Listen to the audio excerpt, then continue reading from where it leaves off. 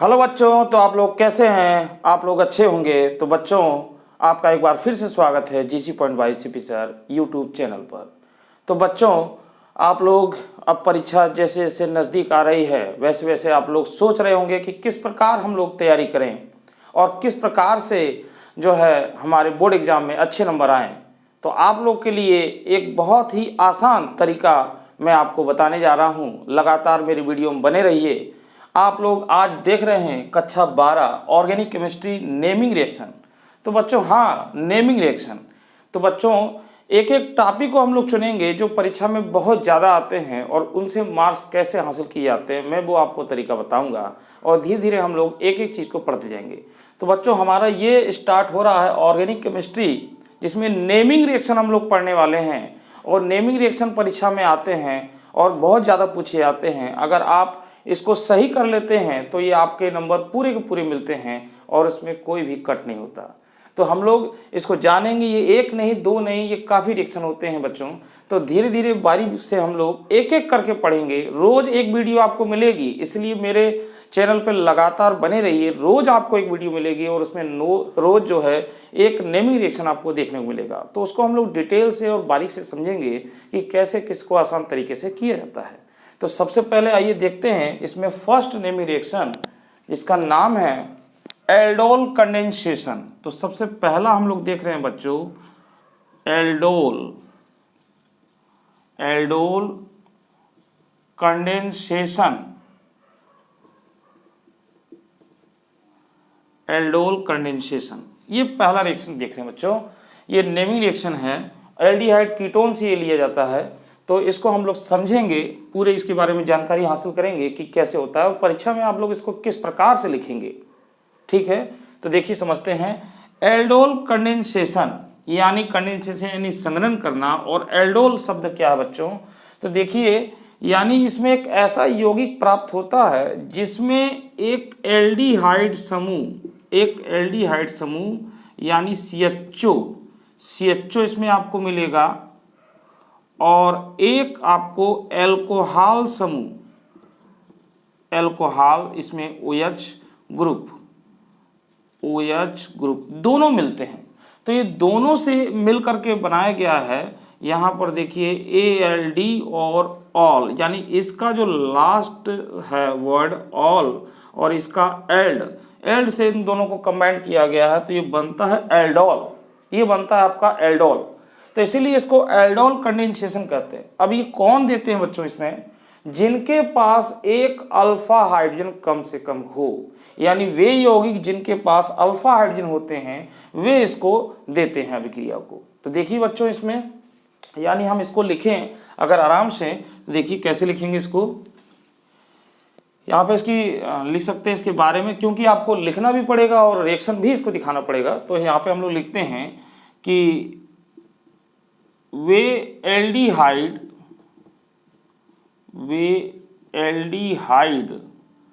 व कीटोन जिनमें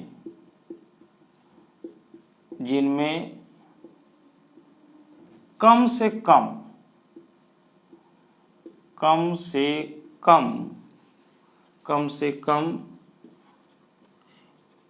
एक अल्फा हाइड्रोजन, इसको हम लोग ऐसे लिख सकते हैं बच्चों, एक अल्फा हाइड्रोजन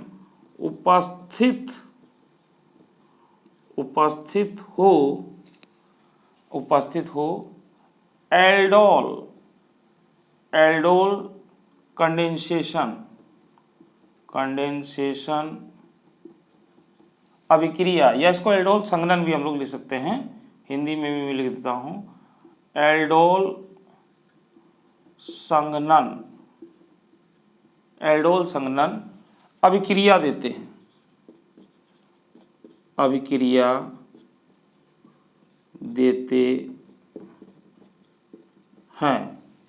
ठीक है बच्चों। तो यानी इसमें ये बात स्पष्ट हो गई है कि वे एल्डिहाइड व कीटोन जिनमें कम से कम एक अल्फा हाइड्रोजन उपस्थित हो तो वो एल्डोल कंडेंसेशन अभिक्रिया को देते हैं बच्चों। अब बात ये आती है कि अल्फा हाइड्रोजन क्या होता है।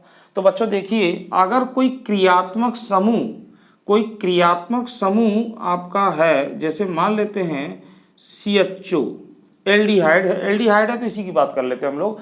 तो एल्डिहाइड से ये जुड़ा हुआ है, ये भी जुड़ा हुआ है, और एक और ले लेते हैं, ये आपका है। तो बच्चों कोई भी क्रियात्मक समूह हो, जैसे ये आपका क्रियात्मक समूह है, ये आपका एक क्रियात्मक समूह है, क्रियात्मक समूह। तो जिस क्रियात्मक समूह कोई अगर है, उस क्रियात्मक समूह से ये कार्बन जिससे वो जुड़ा है, यानी ये नेक्स्ट वाला कार्बन, ये आपका अल्फा कार्बन कहलाएगा। यानी इसको हम लोग बच्चों अल्फा कार्बन कहेंगे, अल्फा कार्बन। और इस कार्बन से जो हाइड्रोजन जुड़े होंगे, यानी जो हाइड्रोजन जुड़े हैं, उन्हें हम लोग क्या कहेंगे, इस हाइड्रोजन को हम लोग कहेंगे अल्फा हाइड्रोजन, अल्फा हाइड्रोजन। तो बात आपको इतनी समझ में आ गई होगी बच्चों कि ये क्रियात्मक समूह है, और इससे जो कार्बन जुड़ा हुआ है, इसको हम लोग कार्बन को अल्फा कार्बन कहेंगे, और अल्फा कार्बन से जो हाइड्रोजन जुड़े हुए हैं उसको हम लोग अल्फा हाइड्रोजन कहेंगे। ठीक, इसके बाद बच्चों ये वाला कार्बन होता है बीटा कार्बन, और ये वाला कार्बन गामा कार्बन। तो इस तरीके से कोई भी क्रियात्मक समूह यहाँ पर हो, उससे जुड़ा हुआ कार्बन जो है वो अल्फा कार्बन है, और अल्फा से आपके जुड़े हुए हाइड्रोजन अल्फा हाइड्रोजन कहलाते हैं। तो इसमें आप देख रहे हैं कि 2 हाइड्रोजन आपके मौजूद हैं, तो इसमें 2 अल्फा हाइड्रोजन है। तो यहाँ पर ये बात क्लियर हो जाती है कि जिसमें अल्फा हाइड्रोजन हो वही इस क्रिया को दे सकता है, किसको, एल्डोल कंडेंसेशन को दे सकता है। अब यहाँ पर जिसमें नहीं होगा वह इस क्रिया को नहीं दे पाएगा, जैसे फॉर्मेल्डिहाइड, जैसे HCHO। तो यहाँ देखिए बच्चों कि ये क्रियात्मक समूह है, परंतु इससे कोई भी कार्बन नहीं जुड़ा है। यानी ये आपका क्रियात्मक समूह है, परंतु इससे कोई कार्बन नहीं जुड़ा है, यानी अल्फा कार्बन इसमें नहीं है, विदाउट अल्फा कार्बन है ये आपका। तो इसीलिए यह यौगिक इस क्रिया को नहीं दे पाएगा। तो जिस क्रिया को देगा मतलब उसमें अल्फा हाइड्रोजन होना चाहिए। तो चलिए अब बात कर लेते हैं आगे, ये आपको समझ में आ गया होगा, इसको आप लोग नोट कर लीजिए। ठीक है, ठीक, मैं मिटाने जा रहा हूँ बच्चों। अब देखिए यहाँ तक तो आपने समझ लिया कि अल्फा कार्बन और अल्फा हाइड्रोजन क्या होते हैं। तो हमने जो लिखा है यहाँ पर कि वे एल्डिहाइड व कीटोन जिनमें कम से कम एक अल्फा हाइड्रोजन उपस्थित हो, एल्डोल कंडेंसेशन अभिक्रिया को देते हैं। ठीक है, लिखेंगे यह तनु क्षार जैसे NaOH BaOH का होल ट्वाइस या K2CO3 इत्यादि। तो हम लोग एक ही रखते हैं बच्चों, यहाँ पर ये रख लेते हैं की उपस्थिति में, इत्यादि की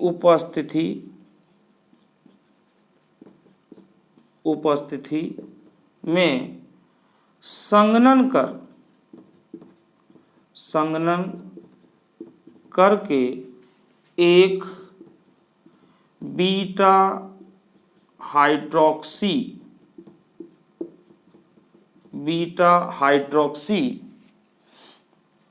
एल्डिहाइड या कीटोन देते हैं। ठीक है, एल्डिहाइड या कीटोन देते हैं, बीटा हाइड्रोक्सी एल्डिहाइड या कीटोन देते हैं। ठीक है, जिसे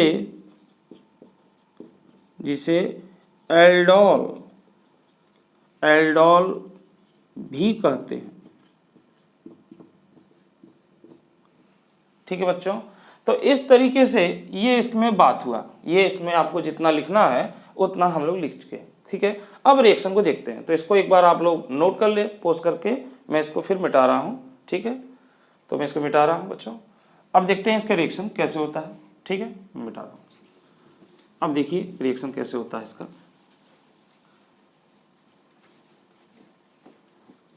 तो इसमें हम लोग एक ले रहे हैं बच्चों, एल्डिहाइड में एसिटाल्डिहाइड ले रहे हैं। तो देखिए एसिटाल्डिहाइड का फार्मूला क्या होता है, CH3CHO, इसको हम लोग इस तरीके से लिख रहे हैं। तो बच्चों ये एसिटाल्डिहाइड है और एसिटाल्डिहाइड का हमको 2 अणु लेने हैं, ठीक है।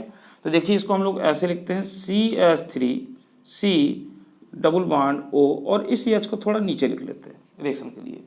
तो इसका ये है एसिटाल्डिहाइड, एसिटाल्डिहाइड 2 मोल या अणु यहाँ पर। और बच्चों इसकी अभिक्रिया यानी हमको एक और लेना है, तो हम इसको इस तरीके से लिख रहे हैं HCHC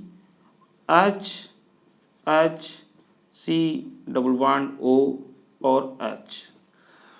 तो बच्चों यहाँ देखिए ये भी एसिटाल्डिहाइड है, मैंने इसको इस टाइप से लिखा है इधर से, और तनु क्षार की उपस्थिति में यानी डाइल्यूट NaOH, इसकी उपस्थिति में बच्चों इसकी अभिक्रिया कराते हैं। तो देखिए क्या होता है, ये कार्बोनिल कार्बन है, ये बच्चों कार्बोनिल कार्बन है। कार्बोनिल कार्बन में ये मायने नहीं होता कि आपका यहाँ और यहाँ क्या जुड़ा, केवल इतने पार्ट को हम लोग कार्बोनिल कार्बन कहते हैं। ये वाला कार्बोनिल कार्बन होता है। तो इसमें एक कार्बोनिल कार्बन है और इस कार्बोनिल कार्बन पर ही अटैक होगा। तो देखिए इसको हम लोग समझते हैं, ये वाला कार्बोनिल कार्बन बच्चों यहाँ पर जाएगा, यहाँ पर जाएगा, क्योंकि इसकी इलेक्ट्रोनेगेटिविटी ज़्यादा है, विद्युत ऋणात्मकता, तो इलेक्ट्रॉन को खींच लेगा। और इसमें से ये देखिए बच्चों ये अल्फा कार्बन है, सॉरी ये आपका क्रियात्मक समूह है, ये अल्फा कार्बन हो जाएगा। तो इस अल्फा कार्बन में 3 हाइड्रोजन है, इसका मतलब कहेंगे कि 3 अल्फा हाइड्रोजन है। तो किसी भी अल्फा हाइड्रोजन को हम लोग अटैक कराएंगे, यानी ये वाले को इस पर अटैक करा दिए। तो इस तरीके से आगे ये प्रोडक्ट जो बनेगा बच्चों, तो क्या हो जाएगा CH3C, यहाँ पर देखिए ये बॉन्ड टूट जाएगा, एक मतलब बॉन्ड यहाँ से चला जाएगा और H वाला इससे जुड़ जाएगा, और ये वाला जो है H यहीं के यहीं है। और बच्चों ये बॉन्ड छोड़ करके जाएगा तो इस बॉन्ड से ये आगे जुड़ जाएगा, ये आपका जुड़ गया, और H और ये आपका हो जाएगा C डबल बॉन्ड O और H, इस तरीके से आपका हो जाएगा, ये आपका इस तरीके से हो जाएगा। तो बच्चों इसका नाम अगर देखें तो देखिए पहले तो हम लोग IUPAC देख लेते हैं। तो ये हो जाएगा आपका 1 2 3 4, तो 3 पर है आपका हाइड्रोक्सी, तो लिखेंगे 3 हाइड्रोक्सी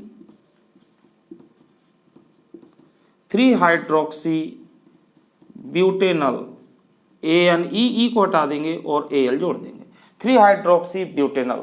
और बच्चों जैसे मैंने कहा कि आपको बीटा हाइड्रोक्सी, तो यहाँ पे देखिए ये वाला अल्फा कार्बन ये है बीटा, तो ये वाला जो है आपका अल्फा कार्बन है, ये है बीटा कार्बन है। तो इसको लिए हम लोग नाम दे देते हैं या करके बीटा हाइड्रोक्सी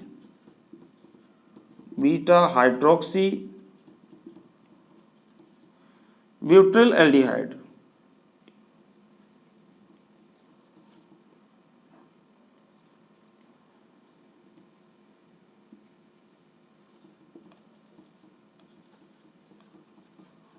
ब्यूटिल एल्डिहाइड बच्चों, ये कॉमन नेम में आता है ब्यूटिल एल्डिहाइड। और बच्चों इसी को अगर हमको ये ना लिखना हो, या तो आप ये लिखें या तो आप ये लिखें, या तो फिर आप सीधे से एल्डोल लिख दीजिए, एल्डोल लिख दीजिए, एल्डोल। तो बच्चों इस तरीके से यहाँ पे आपने देखा कि ये अभिक्रिया हुई। अब आगे बात समझ लेते हैं बच्चों इसमें।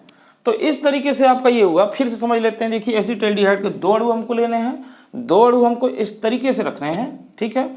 मैं चाहूँ तो इसको ऐसे भी कर सकता हूँ, मगर ये आसान है आपके लिए कि इस तरीके से हम लोग इसको रखेंगे। आप यहाँ पे भी कर सकते हैं, कहीं से भी इसको जोड़ सकते हैं। तो ये वाला जो H है इसके ऊपर जुड़ जाएगा, क्योंकि ये इलेक्ट्रॉन इस पर शिफ्ट हो जाएगा। जब इसके पास शिफ्ट हो जाएगा तो ये इससे आसानी से जुड़ जाएगा। तनु क्षार की उपस्थिति में होगा, ये आपको याद रखना होगा। और ये जब इससे जुड़ जाएगा बच्चों, तो ये वाला बॉन्ड इससे जुड़ जाएगा, यहाँ पे देखिए ये वाला आ गया, और ये दोनों H आपके यहाँ पर हैं, ठीक है। तो ये हो गया आपका इस तरीके से। अब बच्चों यहाँ ध्यान दें कि यह जो है आपका तनु अम्ल की उपस्थिति में, ये तनु अम्ल की उपस्थिति में जो है इसको गर्म करते हैं। तो ये होता क्या है कि यह जो है असंतृप्त यानी अल्फा ये जो है आपको असंतृप्त कार्बोनिल कंपाउंड देता है। ऐसा इसलिए होता है क्योंकि वो सबसे ज़्यादा स्थायी होता है। तो यानी हम ये कह सकते हैं कि यह उत्पाद तनु HCl की उपस्थिति में गर्म करने पर असंतृप्त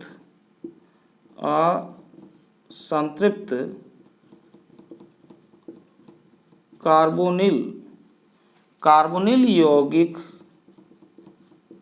यौगिक देते हैं जो अधिक स्थायी होते हैं,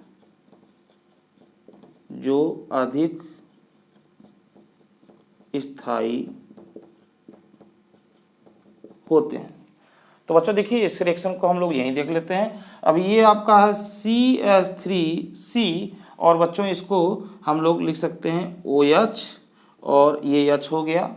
और यहाँ पर देखिए ये CH जो लिखा हुआ है बच्चों, इसको हम लोग इस तरीके से एक H को बाहर निकाल लेंगे और ये हो जाएगा आपका CHO।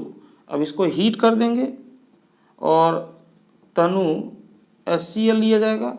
तो बच्चों ये क्या होगा कि यहाँ से ये वाला OH और ये निकल जाएगा, इसमें से जल निकल जाएगा, यानी निर्जलीकरण अभिक्रिया हो जाएगी और ये बॉन्ड यहाँ शिफ्ट हो जाएगा बच्चों। तो ये आपका हो जाएगा CH3C और H डबल बॉन्ड और ये हो जाएगा CH और CHO।